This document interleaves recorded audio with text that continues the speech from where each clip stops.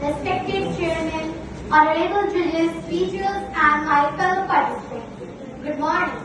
My name is Sopalnath. I am from Azad Academy, Arabia.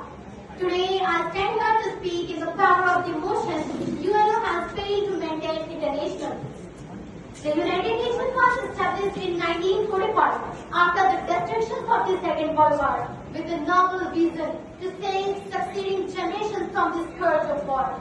Its very first purpose, as written in the UN Charter, was to maintain international peace and security. But after almost 8 decades, can we say that the UN has truly succeeded in this mission? The answer, unfortunately, is no. History gives us the proof. Since the creation of the UN, world has witnessed several devastating wars. The Korean War, the Vietnam War, the Iran-Iraq War, the Gulf War, the Afghanistan conflict, the US invasion of Iraq, and more recently, the wars in Syria, Yemen, Ukraine, and the Israel-Palestine conflict. If the UN was created to prevent such bloodshed, then why have these wars taken place? This clearly shows its failure. The Security Council, the most powerful organ of the UN, was designed to protect peace.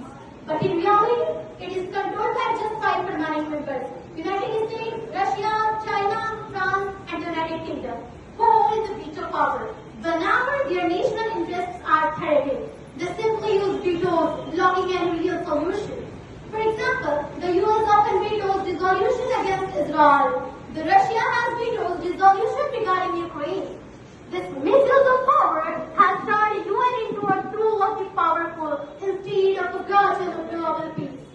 Even the UN peacekeeping forces, though created with good intentions, have been ineffective in many cases. In Rwanda in 1994, while thousands were missed in a genocide, the UN forces stood by helplessly. In Bosnia, despite the UN presence, the Srebrenica massacre happened.